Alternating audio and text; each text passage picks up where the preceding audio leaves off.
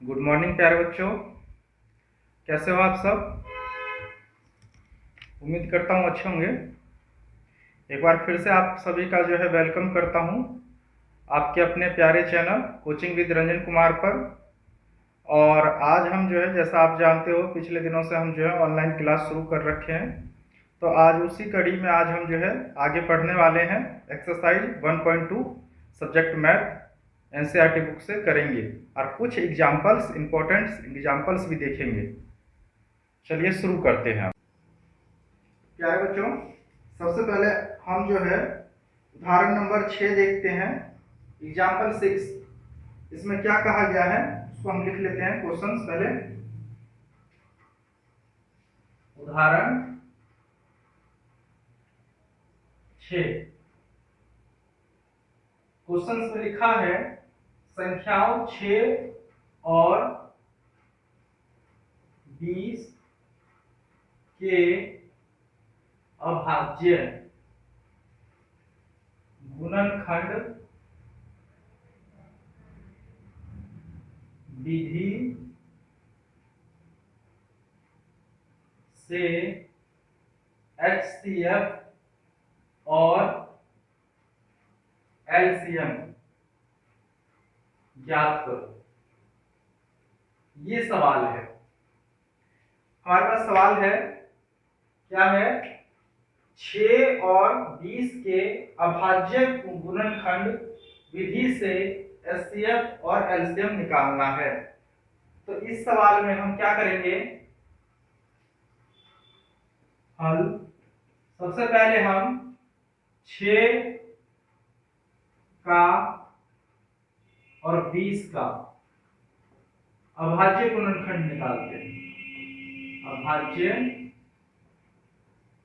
गुणनखंड, इसके अंदर में हम गुणनखंड कर सकते हैं, फैक्टर जिसे कहते हैं, फैक्टर कर सकते हैं। जैसे 6 का करेंगे हम तो 2 के टेबल से सबसे छोटे टेबल से लेना होता है शुरुआत में हम। तो सबसे पहले हम 2 से लेते हैं। 2 के पहाड़ी में 3 पे 6 आ जाएगा। फिर 3 से ले लेंगे हम, क्योंकि 3 2 के पहाड़ी में नहीं आता है। 3 एकम 3। तो यहां से हम लिख सकते हैं 6 का गुणनखंड निकल कर आया 2 गुना में 3। इसी तरीके से 20 का निकालते हैं हम। 20 का निकाल लेंगे। 20 का जब करेंगे हम 2 के टेबल से, 2 10 जम 20, 2 5 जम 10, 5 1 जम 5। तो इस तरीके से हम कर सकते हैं 20 का 2 इंटू में 2 इंटू में 5। अब ये इस विधि को हम अभाज्य गुणनखंड विधि कहते हैं। और इसके अंदर में एचसीएफ निकालना है। तो एचसीएफ के लिए हम देख सकते हैं कि दोनों गुणनखंड, दोनों अभाज्य गुणनखंड के अंदर में जो समान अंक हो वो इसका एचसीएफ कहलाता है। जैसे कि यहाँ पर एचसीएफ 2 हो जाएगा। अब हम एलसीएम कैसे निकाल सकते हैं अभाज्य गुणनखंड विधि से? तो एलसीएम के लिए हम लिख सकते हैं एलसीएम 2 इंटू में 3, जोड़े में से यहाँ पर देखो जोड़ा है 2 इंटू 2, इसमें से 1 हम निकालेंगे, एक जोड़े में से एक निकाल लेंगे 2, और ये 5। यहां से करेंगे 3 दूनी 6, 6 दूनी 12, 12 पंचे 60। तो एलसीएम यहां पर निकल कर आएगा 60। इस तरीके से आप जो है एग्जांपल 6 को जो है कर सकते हो। अभाज्य गुणनखंड विधि कहते हैं इसको। अभाज्य गुणनखंड विधि से जो है इस तरीके से सॉल्व किया जा सकता है। अब हम सवाल नंबर 7 को देखते हैं। उदाहरण नंबर 7, उदाहरण 7 में 96 और 404 का एचसीएफ और एलसीएम ज्ञात कीजिए अभाज्य गुणनखंड विधि से। हमारे को इसका भी जो है अभाज्य गुणनखंड विधि से एचसीएफ और एलसीएम दोनों निकालना है। तो करते हैं हम सबसे पहले लिख देंगे 96 और 404 का अभाज्य गुणनखंड, अभाज्य गुणनखंड।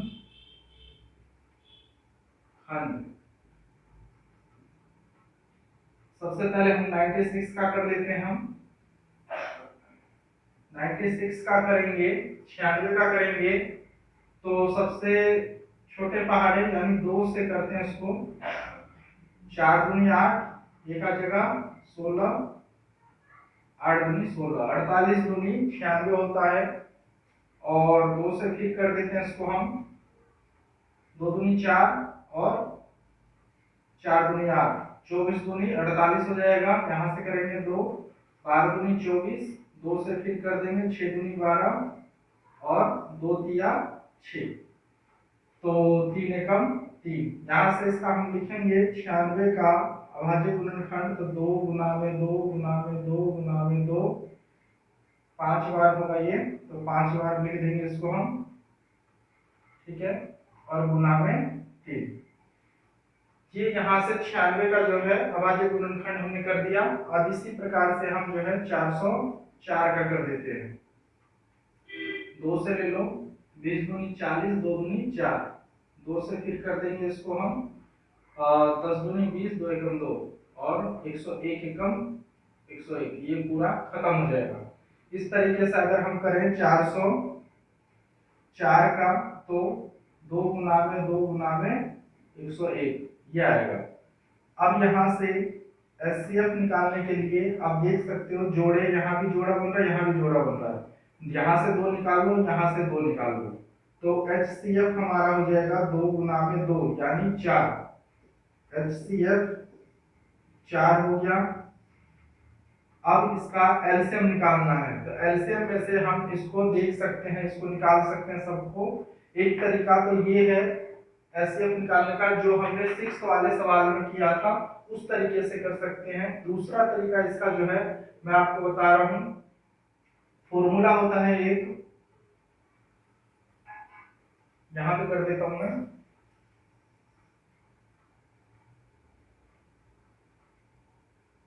HCF इंटू में LCM, ये किसके बराबर होगा, तो दोनों संख्याओं के गुणनफल के, दोनों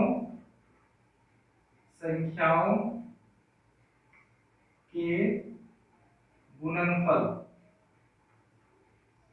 के बराबर होगा। ये जो दोनों संख्या है हमारा, इनके गुणनफल के बराबर होगा। जैसे कि हम लिख सकते हैं यहाँ पर HCF इंटू में LCM इक्वल टू, दोनों संख्या हमारा 96 इंटू में 404 ये। अब यहां से हमारा एचसीएफ निकल कर आया है कितना, 4 इंटू में एलसीएम। एलसीएम निकालने के लिए हम यहां से क्या कर देंगे, गुना की चीज को भाग में कर देंगे। जैसे कि हम एलसीएम यहाँ पे लिख देंगे बराबर गुना की चीज को भाग कर देते हैं, बराबर की तरफ लाकर इसको 4 से भाग। अब हम इसको डिवाइड करेंगे तो कितने पे कटेगा, ये पूरा काट सकते हो आप, 4 एकम 4, 0 का 0, 4 एकम 4, 101 पर जो है ये पूरा पूरा कट जाएगा। अब इसको मल्टीप्लाई कर दो, एलसीएम निकल कर आ जाएगा, एलसीएम इक्वल टू 96 इंटू में 101। अब यहाँ से आप कर सकते हो इसका, जैसे कि मैं यहाँ कर देता हूँ इसका रफ कार्य में, 101 गुना में 96, यहाँ से करेंगे 60, यहाँ से करेंगे 6 इंटू में 909, 6969, ये आपका एलसीएम निकल कर आएगा 9696। इस तरीके से आप जो है सवाल को कर सकते हो। इसका 2 तरीका होता है, एक तरीका तो एलसीएम निकालने का, जैसे मैंने 6 वाले एग्जांपल में बताया था, ऐसे कर सकते हो, जोड़े से एक ले लिया हमने, 3 का 3 आ गया यहाँ पर, यहाँ से 2 बच गया, यहाँ से 5। अब इसका हमने निकाल लिया था एलसीएम, इस तरीके से मल्टीप्लाई करके। ये तरीका भी आप यहाँ पे कर सकते हो, या आप जो है इस फॉर्मूले के आधार पर कर दो। एलसीएम जब भी निकालना हो या एचसीएफ निकालना हो, तो इसके लिए आप ये रफ कार्य था, इसको जब भी आपको एलसीएम निकालना हो या एचसीएफ निकालना हो, तो आप इस तरीके से भी कर सकते हो। यहाँ पर आपको एक एलसीएम या एचसीएफ का पता होना चाहिए। चलिए अब हम लोग जो है एक्सरसाइज 1.2 को शुरू करते हैं।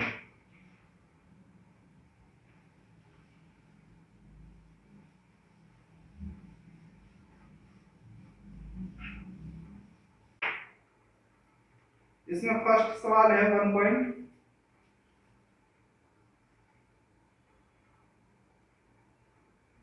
1.2 एक्सरसाइज कर रहे हैं हम लोग। सवाल नंबर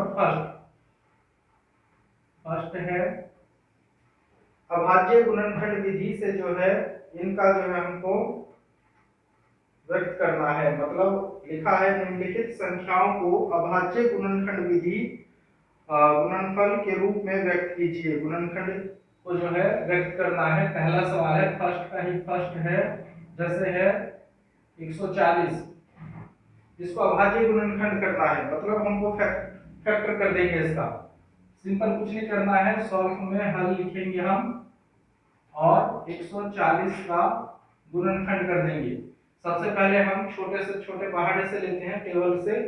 तो यहाँ पर 2 से ले लेते हैं। 2 7 जा 14 0 70 दूनी 140। फिर कर देंगे 35 दूनी 70। फिर कर देंगे 5 से 5 सत्ते 35। फिर 7 आ गया, 7 को कर देंगे 7 एकम 7। तो हम इसको लिख सकते हैं, हमारा यहाँ पर जो है 40 140 का 2 गुना में 2 गुना में 5 गुना में 7, ये इसका जो है अभाज्य गुणनखंड हो गया। ठीक है, इस तरीके से जो है हम इसको कर सकते हैं। और जो जोड़े में हो उसको स्क्वायर के रूप में भी लिख सकते हो। 2 की पावर 2 इंटू में 5 गुना में 7। ये इसी तरीके से आप सभी सवाल को कर सकते हो इसके अंदर में। जैसे कि इसका जो है सेकंड भी आप कर सकते हो। अभाज्य गुणनखंड विधि कुछ नहीं करना है, इस तरीके से सेकंड और बता देता हूं मैं। सेकंड है इसका लिखा हुआ है यहाँ पर 156। 156 का जब हम अभाज्य गुणनखंड करेंगे तो फैक्टर कर सकते हो। 156 2 से कर दो, 2 सत्ते 14, 1 आ गया 2 अट्ठे 16। फिर 2 से कर देंगे, 2 तिया 6, 2 नी 18। 39 को 3 से कर दो, 3 1 जा 3, 3 3 जा 9, 13 को 1 पर 13 1 जा 13। अब इसको लिख सकते हो 156 इक्वल टू 2 इंटू में 2 की पावर 2 लिख सकते हो इसको, 3 इंटू में 13। ये यहाँ से जो है हमारा अभाज्य गुणनखंड हो गया। इस तरीके से हमको ये फर्स्ट वाला इसका सवाल करना है। इसके बाद हमारा आ जाता है सेकंड। इसी तरीके से हो जाएगा, ये आप कर सकते हो इसको। अब है हमारे पास में क्वेश्चन नंबर 2। लिखा है पूर्णांकों के निम्नलिखित युग्मों को जो है एचसीएफ और एलसीएम ज्ञात कीजिए। इसकी जांच कीजिए। दो संख्याओं का गुणनफल बराबर में एचसीएफ और एलसीएम। जो मैंने एग्जांपल 8 में जो है आपको 7 में जो मैंने बताया था, सेम उसी प्रकार से इसको भी करना है। जैसे कि यहाँ पर सवाल नंबर 2, इसका दूसरे का हमको फर्स्ट है दिया हुआ है हमारे को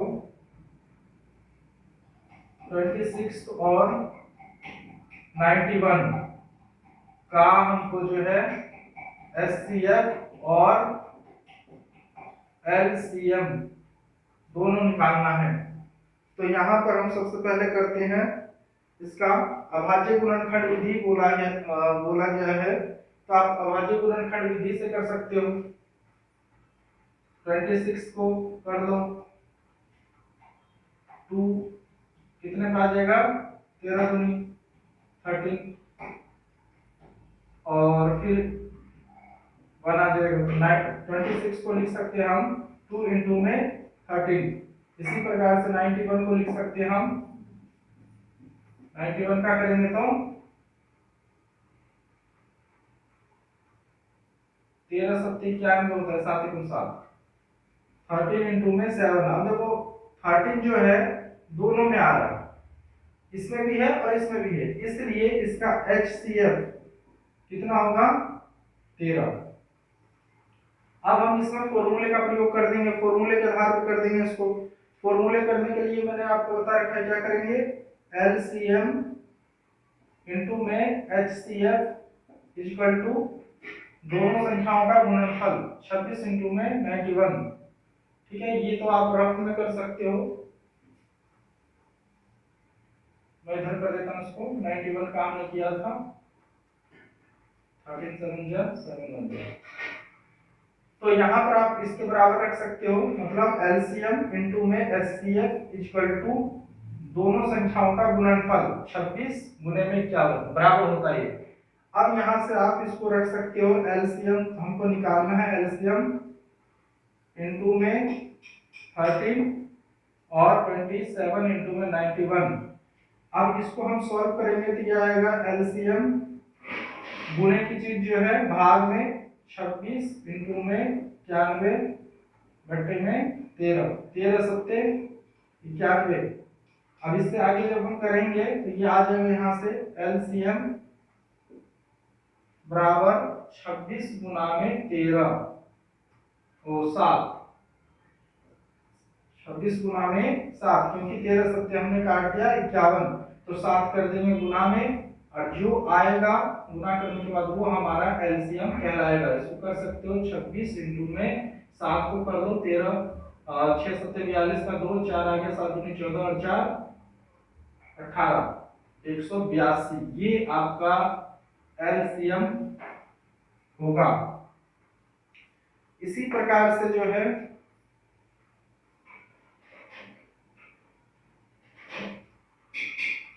आप कर सकते हो, इसकी जांच करने को बोला गया है, जांच करना हो, चेक करना हो कि हमारा सवाल सही है या गलत है, तो आप इसको जो है लिख सकते हो। जांच के लिए जो है मैं यहाँ पे कर देता हूं, जैसे आपको ये चेक करना है ठीक है या गलत है, जांच। तो जांच में सबसे पहले क्या करेंगे हम, एलसीएम और एचसीएफ, एलसीएम इनटू में एचसीएफ इक्वल टू 26 इनटू में 91, ये आपके दो नंबर्स। यहां से हमारा एलसीएम है ये 182 और एचसीएफ है 13, और इन दोनों का मल्टीप्लाई करके जो आएगा वो इन दोनों के मल्टीप्लाई के बराबर होगा। तो यहाँ पर हम करते हैं 26 और 91 का इंटू 6 2, यहाँ से करेंगे तो 54 का 4 5 कैरी चला गया, 9 दूनी 18 और 5 23 23, 6 6 3 2, ये आ गया 2 3 6 6। अब इसका आप करके देख सकते हो। अब यहां से हम इसका करेंगे 182 और 13 का, 3 दूनी 6 8 8 24 का 4, 2 आ जाएगा, 3 कम 3 और 2 5, 2 8 1 6 6, 13 का 3 1 23 66, इसका भी आ गया इधर से 23 66, इसका भी आ गया। इस तरीके से हम चेक भी कर सकते हैं, जांच भी कर सकते हैं। ये हमारा सवाल कंप्लीट हुआ। आप इसके अलावा सेकंड पॉइंट, थर्ड पॉइंट ये भी कर सकते हो, इसी तरीके से करना है। जो दोनों में सेम हो वो आपका एचसीएफ होगा। अब बाई चांस मान लो आपके यहाँ पर एक और 13 होता और यहाँ पर भी, तो क्या करते हैं हम जोड़े में से एक यहाँ से निकालते, एक यहाँ से निकालते, फिर उसको मल्टीप्लाई करके फिर हम बता सकते थे एचसीएफ होगा वो उसका। अब हम जो है सवाल नंबर थर्ड करते हैं, तीसरा।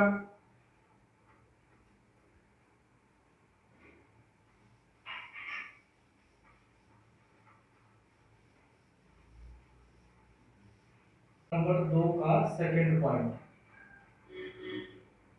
सवाल है हमारे पास है 510 और 92 का हमको एचसीएफ और यहाँ से एचसीएफ और एलसीएम ज्ञात करना है।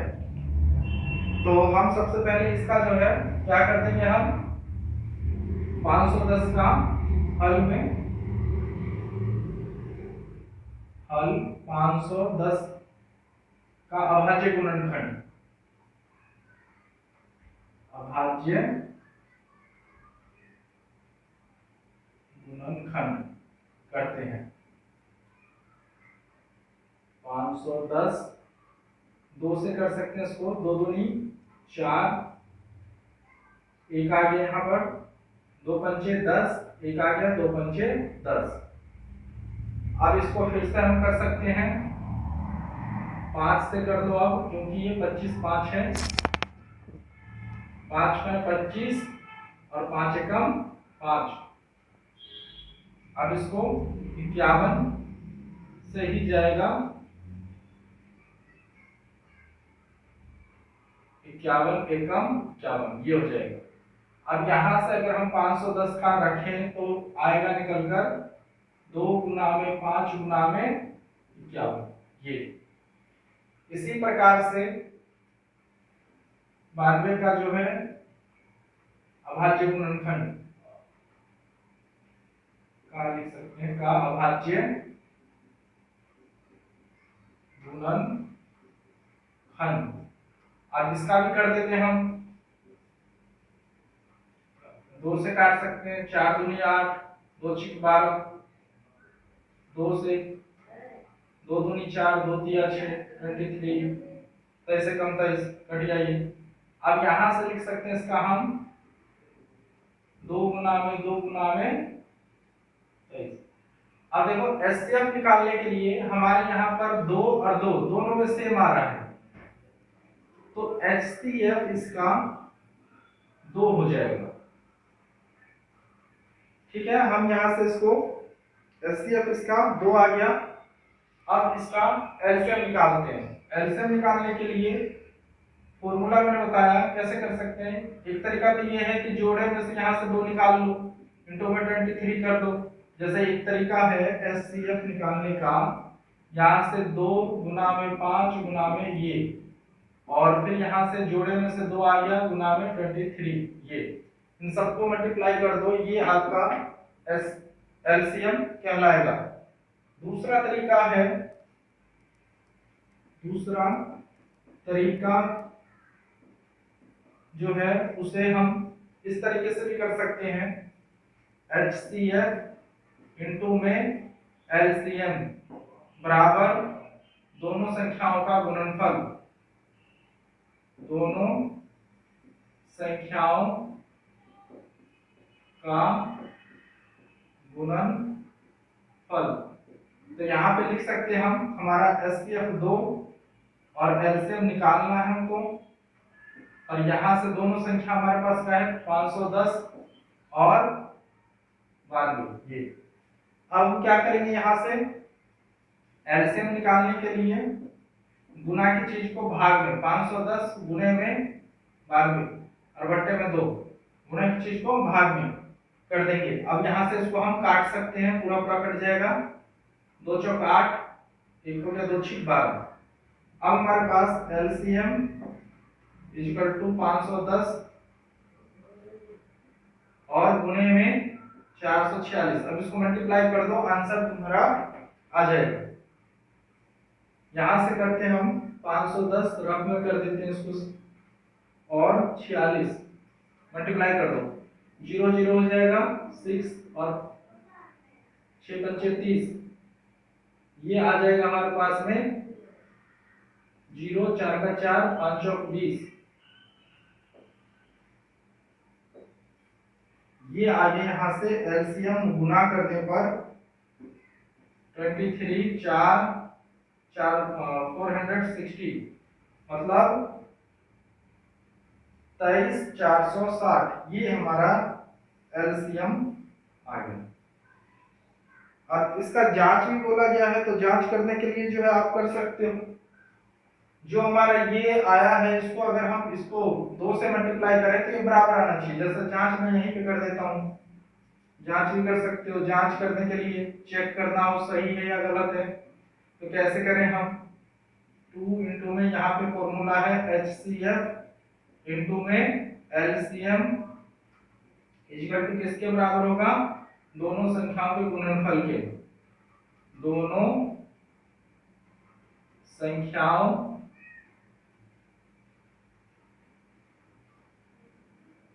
के गुणनफल। अब यहां से रख सकते हैं हम लोग 2 गुना में 23 460 बराबर होगा किसके, 510 गुना में 92। आप इसको मल्टीप्लाई करेंगे और इसको करेंगे, दोनों जो है बराबर आना चाहिए। अगर बराबर आता है तो आपका ये सवाल ठीक है। यहां से करते हैं इसको हम, 2 से गुना कर दो, 0 12 का 2 1 8 9 6 4, ये आ गया आपका 46 920। और इधर कर दो 510 गुने में 92, 0 2 10 0 9 9 5 45, 0 2 9 6, ये इधर भी आ गया 46 920। इसका मतलब हमारा सवाल यहाँ पर ठीक है। इस तरीके से हम जांच भी कर सकते हैं।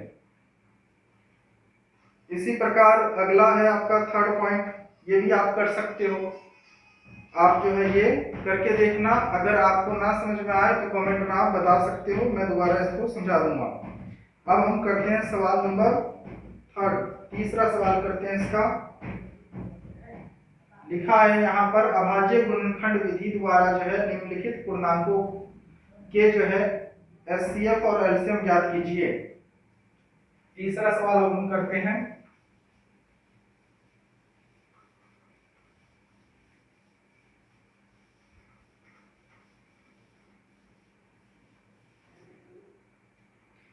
जैसे कि तीसरा सवाल है, यहाँ पर हमारे पास में है, दिया हुआ है इसका, तीसरे का फर्स्ट है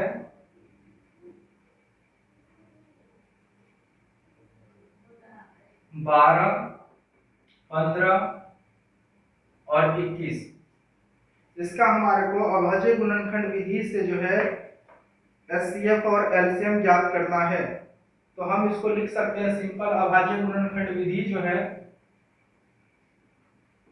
हम सब जानते हैं कैसे करते हैं। जैसे 12 का अगर हम फैक्टर करेंगे तो अभाज्य गुणनखंड विधि आप करके भी देख सकते हो, साइड में 12 लिख लेना, 2 के टेबल से 2 6 जा, 2 3 जा, 3 1 जा, इस तरीके से लिख सकते हैं हम इसको। 2 गुना में 2 गुना में 3, 12 का ये आ गया। 15 का करेंगे तो 3 गुना में 5, 21 का करेंगे तो 3 गुना में 7, 3 7 21, 3 5 15, 2 दूनी 4, 4 तिया 12। इस तरीके से हम इसको कर सकते हैं। अब हम यहाँ पर देखेंगे, कॉमन जो है यहाँ पर 3, तीनों ही अभाज्य गुणनखंड फैक्टर, तीनों के फैक्टर में जो है 3 आ रहा है। तो यहाँ पर इसका HCF कितना हो जाएगा, 3।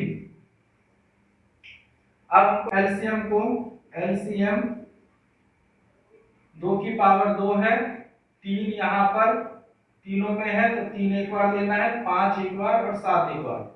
अब करेंगे इसको तो एलसीएम हमारा आएगा निकलकर 2 दूनी 4, 4 तिया 12, 12 पंचे 60 और 60 सत्ते 42, मतलब 420।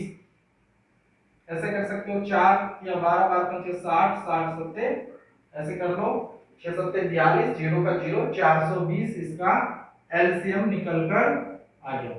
तो इस तरीके से अभाज्य गुणनखंड विधि से इसको आप कर सकते हो। इसी प्रकार से सारे हो जाएंगे। इसमें सेकंड पॉइंट भी, थर्ड पॉइंट भी आप कर सकते हो। अगर आपको कोई दिक्कत आता है तो आप कमेंट बॉक्स में इसमें लिख सकते हो, मैं दोबारा इसको समझा दूंगा। अब मैं यहाँ पर फोर्थ सवाल बता रहा हूँ, सवाल नंबर 4। सवाल नंबर 4 में लिखा हुआ है एचसीएफ ब्रैकेट 306 और 657 बराबर में 9 दिया है। हमारे को एचसीएफ इन दोनों का दिया हुआ है और एलसीएम निकालना है। एलसीएम 306, 657 का ज्ञात करो। ये सवाल है, इंपॉर्टेंट है। कई बार सीबीएसई बोर्ड में जो है इस सवाल को पूछ लिया जाता है। ध्यान से समझना, क्या करेंगे हम यहाँ पर, हमारे को इन दोनों का एचसीएफ दिया हुआ है, एलसीएम निकालना है। तो अभी मैंने फॉर्मूला बताया था, क्या कर देंगे, सॉल्व में HCF इनटू में LCM, ये किसके बराबर हो जाता है, तो दोनों दी हुई संख्याओं के, दोनों संख्याओं के गुणनफल के बराबर होता है। अब यहां से हम लिख देंगे, हमारे को एचसीएफ दिया हुआ है 9 गुना में एलसीएम निकालना है, तो एलसीएम इक्वल टू 306 गुने में 657। अब क्या करेंगे, हम गुना की चीज को भाग में ले चलेंगे। एलसीएम निकालना है तो एलसीएम बराबर 306 गुने में 657 और बट्टे में 9। आप इसको काट सकते हो, आप एलसीएम 9 से काट दो इसको, 9 से 9 तिया 27, 3 आ गया 9 चौक 36, 9 के पहाड़े में 34 में ये पूरा पूरा कट जाएगा। इसी प्रकार से आप इसको 34 गुना में 657 को गुना कर दो, आपका एलसीएम निकल कर आ जाएगा। जैसे मैं यहां कर देता हूं 657 को 34 से मल्टीप्लाई, 7 चौक 28 का 8, 2 आ गया 5 चौक 20, 2 22, 2 आ गया 6 चौक 24, 24 और 2 26, 7 21 का 1, 2 आ गया 5 तिया 15 और 2 17 का 7, 1 6 तिया 18 19, 8 3 13 का 3 1 12 का 2 1, ये निकल कर आ गया एलसीएम 22 33 8। ये यहां से आपका आंसर होगा, एलसीएम निकल गया। इस तरीके से इसको किया जा सकता है।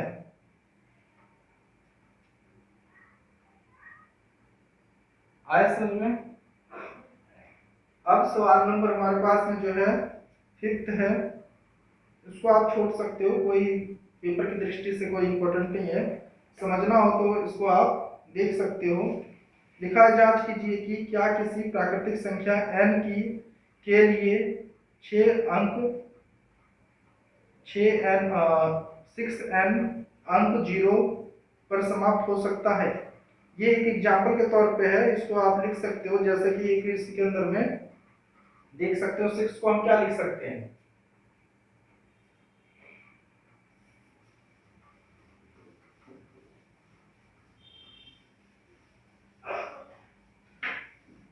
सवाल नंबर 5 है,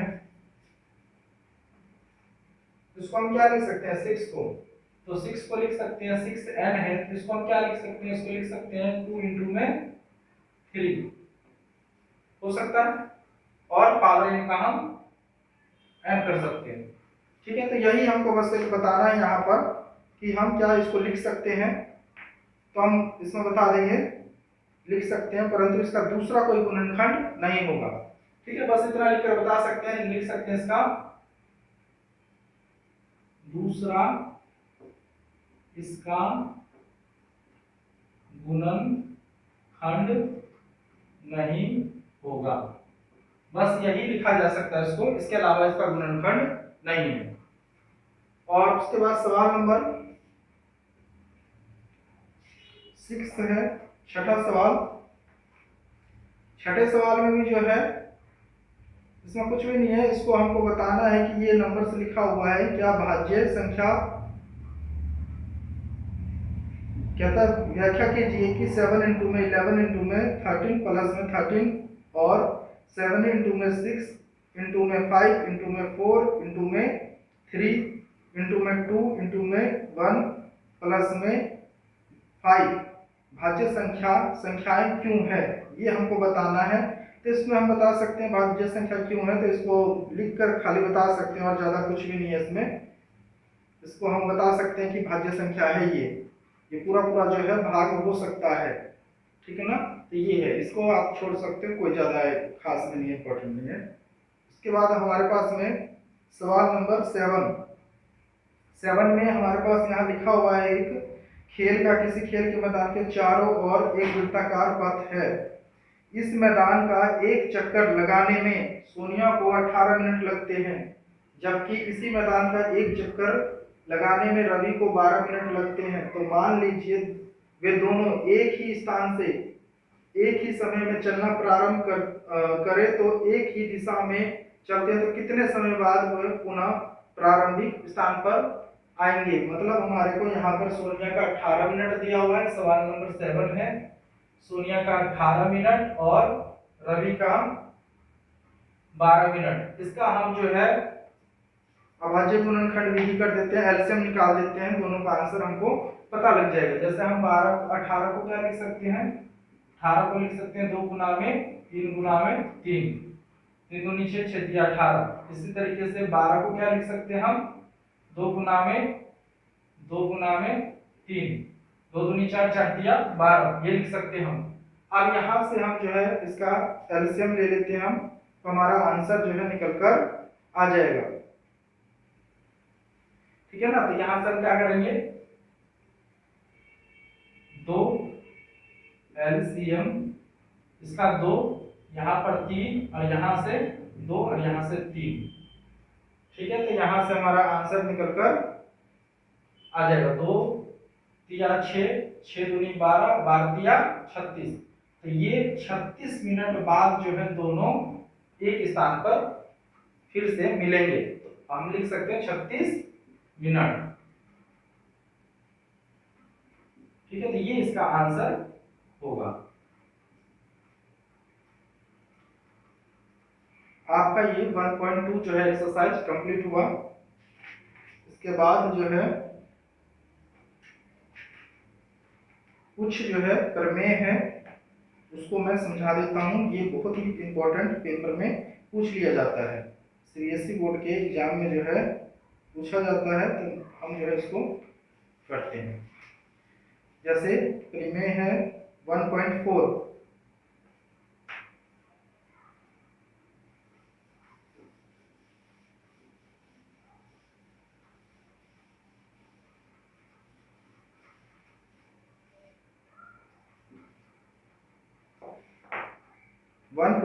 में जो है लिखा हुआ है, सिद्ध कीजिए कि √2 एक अप्रमेय है। प्रमेय 1.4, इसमें हमारे को सिद्ध करना है, सिद्ध कीजिए कि √2 एक अप्रमेय संख्या है। ये है सवाल हमारे पास। तो हम क्या करेंगे, जब भी आपको ये ऐसा सवाल कोई पूछा जाता है तो सबसे पहले आप जो इसको प्रमेय मान लीजिए। हल करने सॉल्व, माना √2 एक परिमेय संख्या है, जहां पर लिख सकते हैं, जहां पर P/Q सहभाज्य है,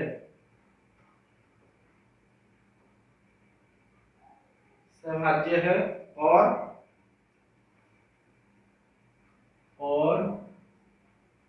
Q कभी भी 0 के बराबर नहीं हुआ, नॉट इक्वल टू 0 है।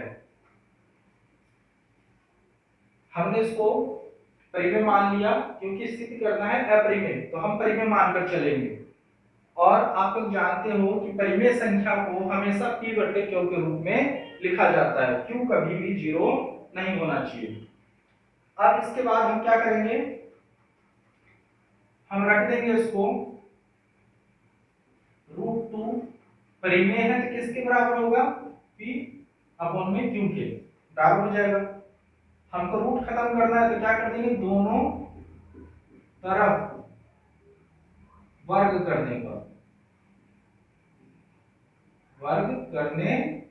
पर, इसका हमको रूट खत्म करना है, इसलिए हम इसका दोनों तरफ वर्ग कर देते हैं। अब वर्ग जब करेंगे इसका तो क्या हो जाएगा, यहां से रूट खत्म, 2 = P² Q², मतलब दोनों तरफ इसका हम स्केयर करेंगे तो रूट खत्म हो जाएगा और यहाँ से ये आ जाएगा। आप इसको लिख भी सकते हो दोनों तरफ वर्ग करने पर, जैसे कि आप यहाँ पे वर्ग का मतलब है कि हमने रूट 2 का स्केयर कर दिया और यहाँ से p और q का स्केयर कर दिया, तो हमारा आ गया यहाँ से रूट खत्म होकर 2 और यहाँ से ये। अब हम इसको क्या कर सकते हैं, भाग की चीज को गुना में ला सकते हैं, 2q स्केयर p स्केयर। मतलब हमारा जो है यहाँ से p स्केयर किसके बराबर है, 2q के स्केयर के। इसको इक्वेशन फर्स्ट, समीकरण फर्स्ट ले लेते हैं हम। अब यहाँ से हम लिख सकते हैं q स्केयर गुना की चीज भाग में, p स्केयर जो है 2 से विभाजित हो रहा है, लिख देंगे हम p स्केयर 2 से विभाजित या भाज्य है या विभाजित हो रहा है, लिख सकते हो आप कि 2 भाग हो रहा है या भाज्य विभाजित है, भाजित है।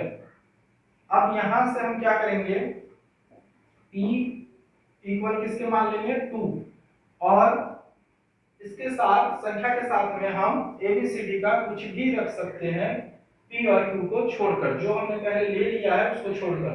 तो मान लो मैं यहाँ पे c ले लेता हूं, तो यह आ गया 2c। अब यहाँ पर भी दोनों तरफ हम क्या कर देते हैं वर्ग, दोनों तरफ वर्ग करने पर, अब वर्ग करेंगे तो क्या हो जाएगा p का वर्ग और इधर से 2c का वर्ग। इसका मैं यहां कर देता हूं। अब हम क्या कर सकते हैं, इसका p का वर्ग का मतलब है p स्क्वायर और यहां से 4 2 2 जा 4 c स्क्वायर। अब हम समीकरण फर्स्ट से p का स्क्वायर रख सकते हैं, मान रख सकते हैं इसकी, इसका वैल्यू रख देंगे हम। यहां से p स्क्वायर कितना है 2q स्क्वायर और इधर हमारा 4c स्क्वायर। अब अगले स्टेप में हम क्या कर सकते हैं, यहां से q स्क्वायर इक्वल टू 4 अपन में 2c स्क्वायर, इस 2 को हम जो मल्टीप्लाई में है उसको डिवाइड में ला सकते हैं। अब यहां से इसको हम कैंसिल कर देंगे, 2 2 जा 4, q स्क्वायर किसके बराबर आ गया 2c स्क्वायर के। आप गुना की चीज जो है वो भाग में ला सकते हैं हम, c स्क्वायर 2 जो है इसके गुना में वो हम भाग में ला सकते हैं। यहां से हम लिख सकते हैं कि q स्क्वायर 2 से विभाजित हो रहा है, भाग हो रहा है, भाग लिख दो या विभाजित लिख दो, बात एक ही है, भाग हो रहा है। अतः कह सकते हैं कि हमारा मानना गलत है, हमने जो इसको परिमेय संख्या माना है वो गलत है, लिख देंगे हमारा मानना गलत है, यहां पर विरोधाभास है,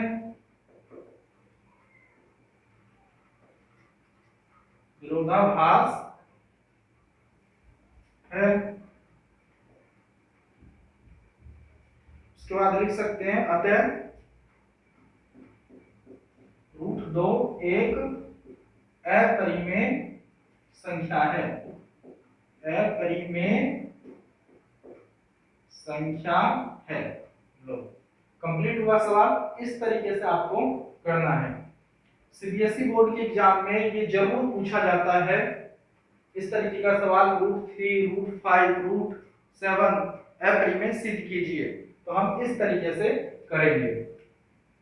सबसे पहले हम इसको मान लेंगे परिमेय संख्या, लिख देंगे जहां पर p और q जो है सभाज्य है, दोनों साथ में भाग हो रहा है, q कभी भी 0 नहीं होगा और p इसके जो है इक्वल रख देंगे, √2 को जो है p अपन में q के, क्योंकि हमने परिमेय माना है तो परिमेय के इक्वल रखना है और फिर उसके बाद जो है इस तरीके से सॉल्व कर देंगे। अब इसी प्रकार से जो है अगला सवाल है हमारा √3 को सिद्ध कीजिए। √3 को भी जो है हम सेम इसी प्रकार से सिद्ध कर देंगे, जैसे मैं करके दिखाता हूं √3 का भी।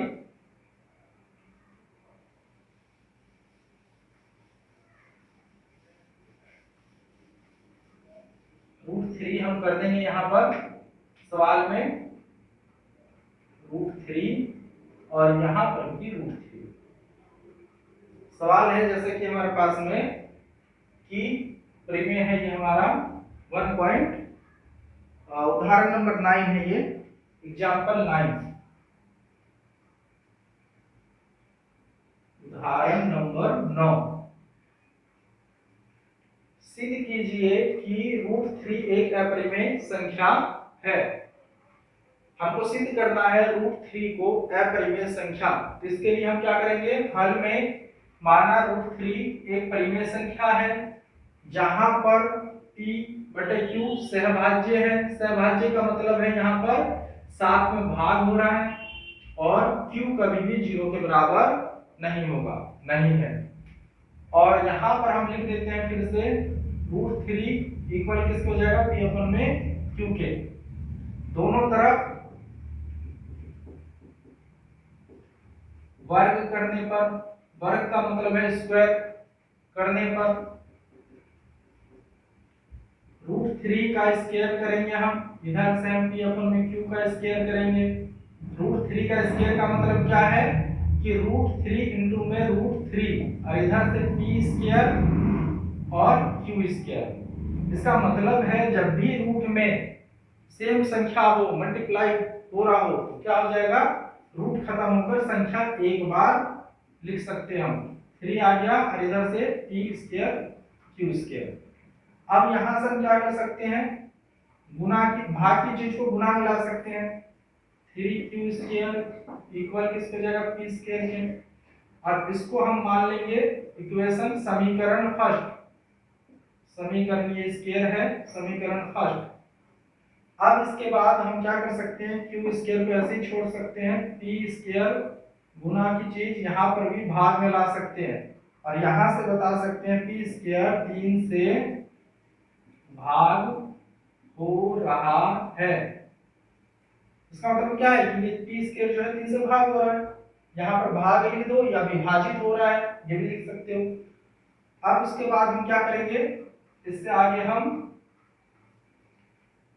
p स्क्वायर बराबर 3 और इसको ABCD का कुछ भी जो है ले सकते हैं इसके साथ में, PQ को छोड़कर, जैसे C ले लेता हूं मैं, तो C आ गया, p square equal to 3C। इससे आगे मैं इधर करता हूं, लिख सकते हैं p स्क्वायर बराबर में 3C और दोनों तरफ इसमें भी वर्ग कर देंगे, दोनों तरफ वर्ग करने पर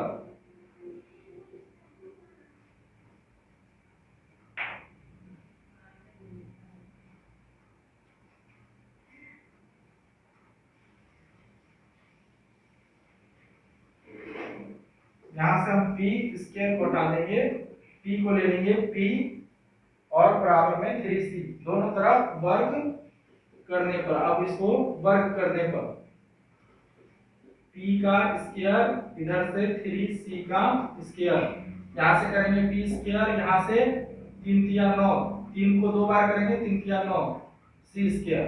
अब p स्क्वायर का हमारे पास में समीकरण फर्स्ट में जो इसका मान है, यहां से इसका मान रख देंगे 3, क्या है हमारे पास में, तो 3q square equal to 9C। अब यहां से क्या करेंगे हम, इसको हम काट भी सकते हैं, 2 स्क्वायर 9 ऊपर में 3C स्क्वायर, यहां से 3 3 जा 9, 2 स्क्वायर 3C स्क्वायर। अब यहां से हम क्या लिख सकते हैं कि q, इसको हम गुना, भाग की चीज को गुना की चीज को भाग में ला सकते हैं, C स्क्वायर। इस आधार पे क्या कहा जा सकता है, q स्क्वायर 3 से भाग हो रहा है, ठीक है। अतः लिख सकते हैं हमारा मानना गलत है, यहाँ पर विरोधाभास है, अतः √3 एक अपरिमेय संख्या है, अपरिमेय संख्या है। इसका मतलब यहाँ पर जो है ये होता है कि हमने जो माना है परिमेय संख्या इसको, वो गलत है, विरोधाभास है, हमारी बात का ही विरोध हो रहा है। हम मान रहे हैं परिमेय, परंतु ये परिमेय नहीं सिद्ध हो पा रहा है, इसलिए विरोधाभास है। अतः हमारा मानना जो गलत है, हमारा मानना गलत है, यहाँ पे विरोधाभास है, अतः यह एक √3 एक अपरिमेय संख्या है। इस तरीके से इसको करना है। इसी प्रकार से आप √4 को, √5 को, √7 को भी दर्शा सकते हो। एक उदाहरण नंबर जो है 10 है, उसको करते हैं।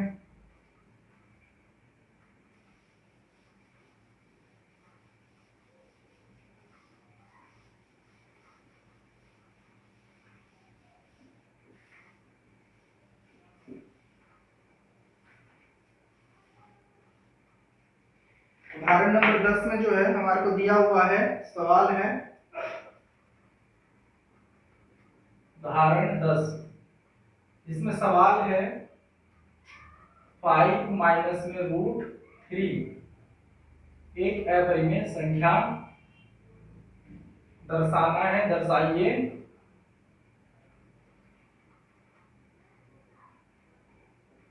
दर्शाइए कि 5 माइनस में √3 एक अपरिमेय संख्या है। अपरिमेय संख्या है, इसको हमको सिद्ध करना है, दर्शाना है, एक अपरिमेय संख्या है। तो हम यहाँ पे क्या कर देंगे, लिख देंगे हल माना 5 माइनस में √3 एक परिमेय संख्या है, जहां पर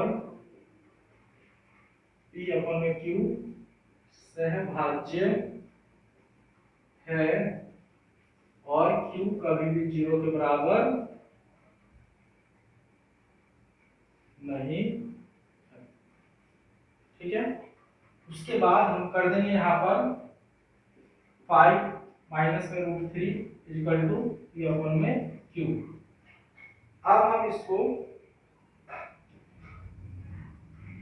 प्लस में है ये, हम इधर माइनस में कर देंगे, माइनस √3 P5 को ले चलेंगे हम माइनस में 5। ठीक है। अब यहां से हम एलसीएम ले लेते हैं। √5 और 3 है ये, इक्वल टू कितना आ जाएगा, Q का Q P माइनस में 5Q। अब हमको पता है कि ये एक परिमेय संख्या है और ये √3 अपरिमेय है। रूट में जितने भी नंबर्स होते हैं जिनका रूट बाहर नहीं निकाल सकते, हम रूट को नहीं निकाल सकते हैं, वो सभी अपरिमेय संख्या कहलाता है। तो अपरिमेय कभी भी परिमेय के बराबर हो ही नहीं सकता। तो हम लिख सकते हैं यहाँ पर हमको इससे पता चल रहा है अपरिमेय बराबर है किसके, परिमेय के।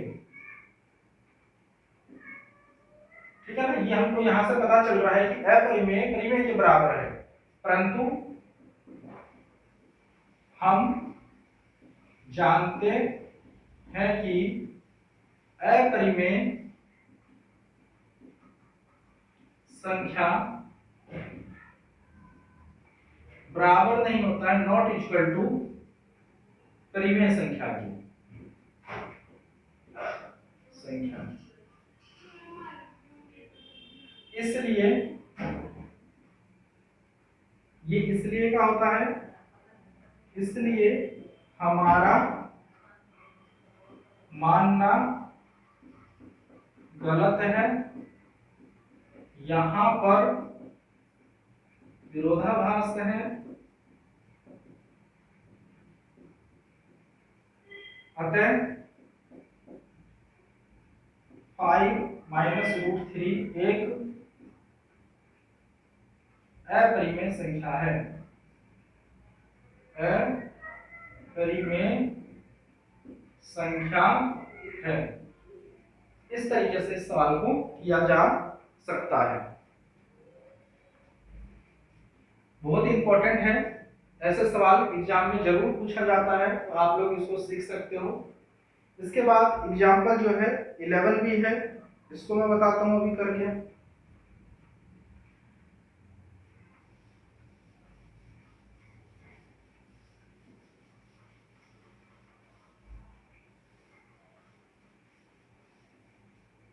उदाहरण नंबर 11,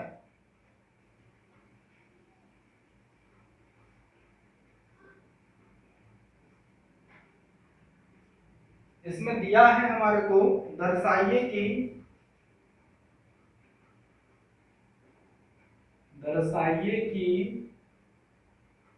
3√2 एक अपरिमेय संख्या है, एक अपरिमेय संख्या है। ये है सवाल। इसको भी हम मान लेते हैं सबसे पहले परिमेय।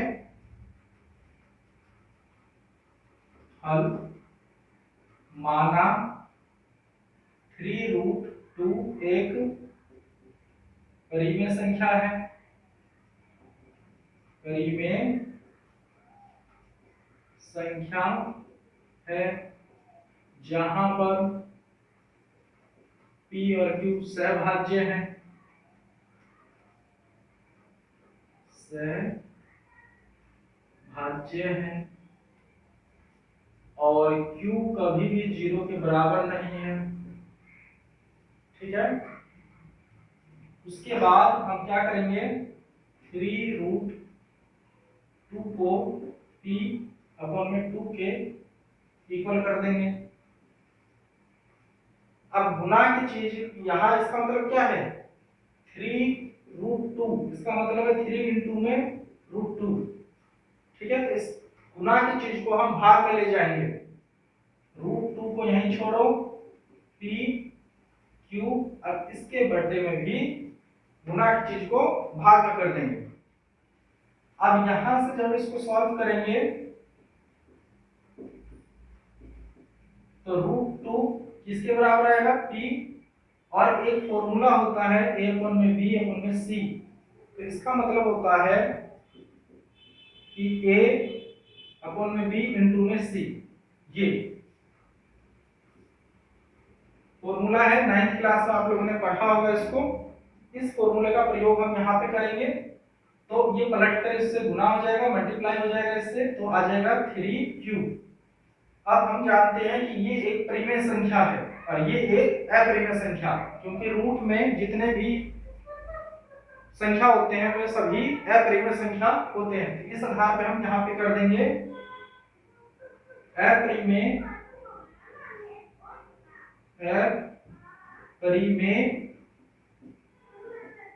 नॉट इक्वल टू परिमेय।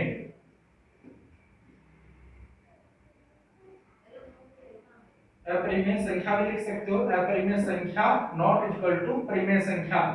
ठीक है ना, संख्या भी लिख सकते हो आप, और यहाँ पर भी संख्या। अब ये बराबर तो होगा ही नहीं, परंतु ये बराबर है, तो हमारा मानना यहाँ पे गलत हो गया, लिख देंगे हमारा मानना गलत है, यहाँ पर विरोधाभास है, भास है, अतः 3√2 एक अपरिमेय संख्या है। इस तरीके से हम इसको कर सकते हैं। इसके बाद जो है 1.3 हम नेक्स्ट वीडियो में जो है शुरू करेंगे।